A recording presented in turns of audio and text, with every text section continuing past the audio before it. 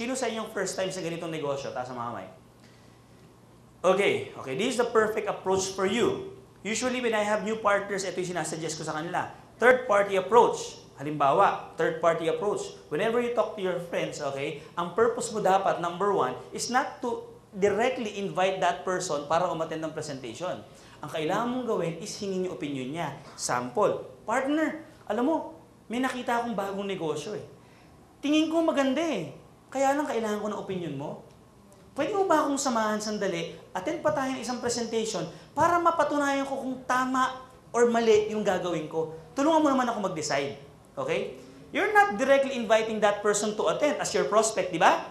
But you're asking for his opinion. But the point is, pag attend niya rito, nakita niya rin yung presentation. Na-invite mo rin siya, di ba? It's a good strategy. Oh, okay? Or sometimes I ask people, ito sa yung mga kaibigan ko madalas ako lokohin, niloloko ko rin sila. Pagtawag ko sa kanila, pare, may bago akong negosyo. Kaya lang problema ko, naghahanap ako ng mga taong gustong tulungan, gustong kumita ng pera. Naghahanap ako ng mga taong matutulungan. Pakilala mo naman ako sa mga kakilala mo na gustong kumita, tutulungan ko lang.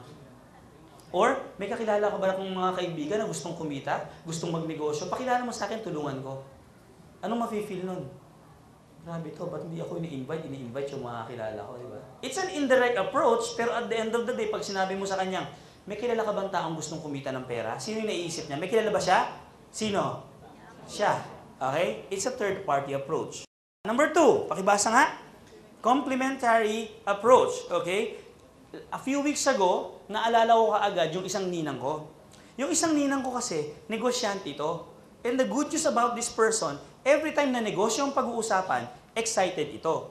Well, excited rin akong kausap siya kasi hindi ko malaman kung bakit tuwing gagawa siya ng negosyo, laging successful. So, pagtawag ko sa kanya, kinompliment ko kaagad siya. Alam mo, Ninang, may ginawa kaming bagong negosyo eh. Ikaw yung isa sa mga kauna-unahang taong naisip ko. Kasi alam ko, pag negosyo pag-uusapan, excited ka. And I believe that you can build this business. Ano ba yun? Nak-explain mo na. Ninang, mag-set na lang po tayo ng appointment. Puntahan ko na lang po kayo, present ko. Kayang-kaya niyo po ito. Itong negosyo, tingin ko ginawa para talaga sa inyo. Mga kapatid, hindi ko siya binobola kasi talagang magaling siyang negosyante. Di ba? Number 3. Pakibasa po. Direct approach. Ito, pag medyo yung kakilala mo, talagang hindi na kailangan paligoy-liguyin pa. Number 1, kung close mo naman, di ba? At talagang kahit saan mo hatakin ay sumasama, pwede mo diretsahin ka agad siya. You can use the direct approach. Okay? Pagtawag mo, kwentuhan muna. Of course, di ba? Part of our guidelines is for you to get related and build rapport. Pwede mo siya kagad diretsahin. Are, may negosyo akong ginagawa. Gusto mo bang pakinggan? May tinayo kami negosyo last July 26. Okay? Ang goal namin is to help Filipinos earn and at the same time save for their future. You like to listen? Meron kami isang ginawang negosyo. Magte-text ka lang at gagamit ka ng internet, pwede kang kumita. Willing ka bang pakinggan? It's a direct approach. Okay? So you can formulate your own approach. Kahit ano yan, okay lang.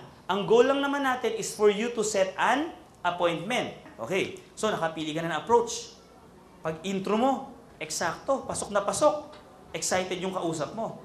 Of course, ang importante, number 3 is for you to set an appointment. Maliwanag? Excited na siya. Wow, excited siya. Imbitahin mo na kaagad. Sige, tawag dito, ganito na lang, ano? Set na lang tayo ng meeting. Okay, let's just set an appointment. Ipe-present ko sa iyo yung buong konsepto ng negosyo. Pag-usapan na lang natin. Okay, remember this. Whenever you set an appointment, you should be the one to give them options. Baka kasi i-close mo yung appointment mo ng, sige, kailan ka kailan ka available for a presentation? Paano kung sumagot yun? Sige, tawagan mo ako ha, tandaan mo, tawagan mo ako November of 2005. Tawagan mo ako next year. Diba? Ikaw nagtanong kailan ka available? My point is, you should give them an option. Na-try nyo na ba yun? Sample, tanungin nyo sila, sige, kailan ka ba available? Would a weekday or a weekend be fine with you? Weekday, o sige, weekday ha? Tuesday or Friday? Friday. Morning or afternoon? Sige, mga 4 o'clock or 6 o'clock? 6 o'clock. Okay, 6 o'clock kita tayo ha, Robinson's Galleria. Okay, ngayon. Before your final closing, kailangan i-reconfirm mo sa kanya. Okay? Sinusulat ko na sa planner ko ha. I'll see you Friday, 6 o'clock, McDonald's, Robinson's Galleria. Nakalagay na sa schedule ko yan, ha? Okay? You should give them options. Kailangan ma-corner mo siya sa isang schedule. Number 4, you should always offer a disclaimer. Lalo na pag yung kausap mo medyo passive ng konti at medyo kinakabahan makipagkita sa'yo dahil feeling niya, bebentahan mo siya. Di ba? Usually pag nag-i-invite ka, isa lang iniisip ng mga kausap mo eh. Naku, ano ka ibebenta sa akin nito? Saan kaya ako i-recruit nito? Kinakabahan na yan, di ba? Kailangan pong mag-offer kayo ng disclaimer. Ako sa mga kaibigan ko, ito sinasabi ko. Alam mo, itong usapan natin to pag nagkita tayo, ipe-present ko lang sa iyo. Walang commitment to. Just in case after the presentation, hindi mo magustuhan yung pine-present ko, magkwentuhan na lang tayo. Okay? Or kumain na lang tayo somewhere dyan. Okay? Huwag kang mag-alala, hindi kita pipilitin. Because we are only looking for people who are interested to do a business with us. Pag hindi mo nagustuhan, magkaibigan pa rin tayo. Huwag kang mag-alala. Walang commitment to. Maliwanag? Okay, so offer a disclaimer. I'm not saying that this is for you. Pag hindi ka naging interesado, it's entirely okay. Let's go to number 5. Number 5, you should confirm the appointment. Remember, before you close, okay, before you put down the phone, kailangan po ipakita mo sa kanya na yung oras mo importante rin. Sino sa inyo ang naranasan ng mga Indian? Taas ang mga kamay. Anyway, para ma-lessen yung instances na may Indian ka, kailangan pakita mo sa kausap mo na yung oras mo importante. Ako, whenever I close the appointment, ganyan sinasabi ko, you know what? Kaya ako pupunta actually dito sa office namin sa Galleria. Halimbawa, in-invite nyo sa office natin. The reason why pupunta ako sa Vision Unlimited's office is because darating ka. Wala naman akong purpose dun eh. Kaya lang pupunta ka eh. Kaya hihintayin kita ron. Just in case may bigla ang nangyari at hindi ka makakarating, please call or text me one day ahead.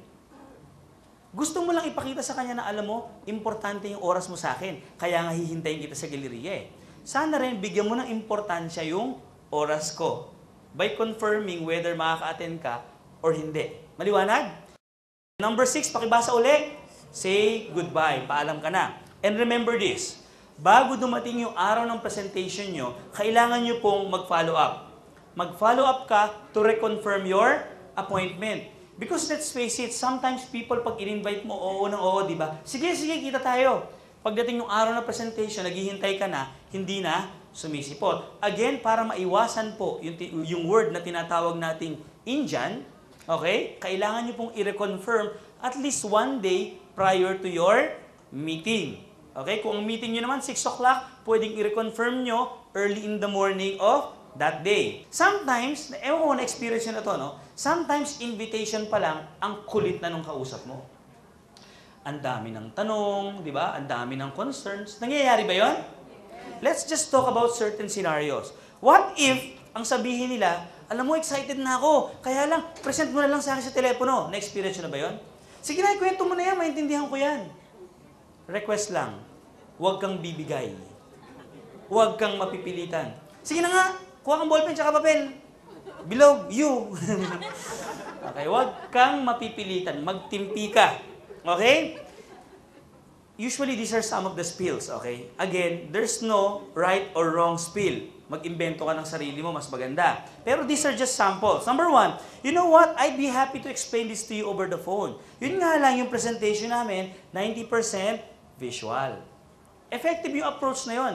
Lalo na pag yung kausap mo, wala pang idea about network marketing. Pero kung siya ay talagang bati ka na sa network marketing, huwag mo nang gamitin yung approach na yan. Pili ka ng iba pang approach. Pwede mo naman sabihin, you know what? I want you to meet some of the top leaders in the business that will explain everything and answer all your concerns. Okay? Another approach, I would really appreciate it if we could see each other because of, bahala ka na gumawa ng reason. Basta, kahit anong reason gawin mo, huwag ka lang magsisinungaling. Okay? Kahit anong reason gawin mo, basta hindi mo po pwedeng i-present yung entire presentation over the phone. Part 1, how to present. Pag-usapan natin, guidelines. Number 1, pakibasang sabay-sabay. Please, you should have clean materials. Kahit brochure lang po yung hawak nyo, okay lang. Kailangan naman po malinis. Number 2, 2 against 1 is an advantage, especially in helping your new business partners. I suggest kung bago ka lang sa negosyo to, kung magpe-present naman po kayo, magsama ka ng isang tao. Kaya kung bago ka lang, please, pag magpe-present ka, don't do it alone. do it with another person. 2 reasons. Number 1, para at least lumakas ang loob mo, may kakampi ka.